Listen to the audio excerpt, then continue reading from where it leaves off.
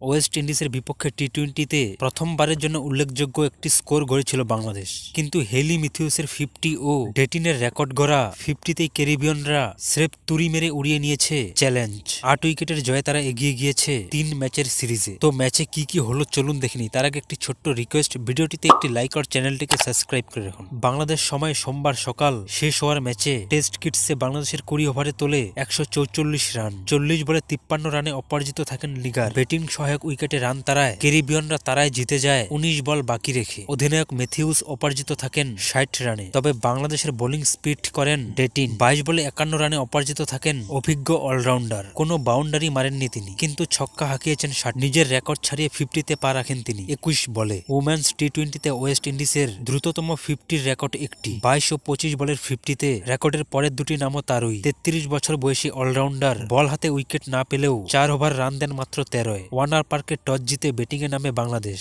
প্রথম ওভারেই বাঁহাতি স্পিনার জাহিদা জেমসকে দুটি 4 মেরে দিলারা আক্তার শুরু করেন ম্যাচ। পরের ওভারে চেরি অ্যান্ড ফেজারোকে বাউন্ডারি মেরে শুরু করেন আরেক ওপেনার শোভহানা মাস্তারি। দুজনের কেউই টিকতে পারেনি বেশিক্ষণ। চতুর্থ ওভারে আক্রমণে এসেই দিলারাকে 11 বলে 12 ফেরান ম্যাথিউস। পাওয়ার প্লেতে বাংলাদেশ তোলে 60 রান। শোভহানা আরও অনেকবারের মতোই সম্ভাবনা জাগিয়ে বড় ইনিংস খেলতে পারেননি। লেগ স্পিনার এফি ফ্লেচারের প্রথম ওভারেই একটি 4 মারার পরের বলেই ঝুলিয়ে দেওয়া ডেলিভারি অন সাইডে খেলার চেষ্টায় এলবিডব্লিউ হন তিনি। 21 বলে 22 রান করেন। বাংলাদেশের ওভার প্রতি রান তখন 6-এর নিচে। তৃতীয় উইকেটে 82 রানে জুটি গড়ে দলকে ক্লাঙ্কিত স্কোরের দিকে এগিয়ে নেন শারমিন আক্তার ও নিগার সুলতানা। এই দুজনের শুরুটাই ছিল কিছুটা স্মথর, তবে একটু থিতু হয়ে শট খেললেন দুজনেই। নিগারের ছক্কা সহ ম্যাথিউসের এক ওভারে রান আসে 22। নিগার পরে আরেকটি ছক্কা মারেন কারিশমা রাম হারাক। ম্যাথিউস পরের ওভারে মারেন দুটি 4। চেরিয়ান ফ্লেজারের বলে শারমিন আউট হয়ে যান 37 রান 42 বলে। শেষ ওভারে এই পেসারের বলেই বাউন্ডারি মেরে লিগার দেখা পান নবম টি-20র 50-র।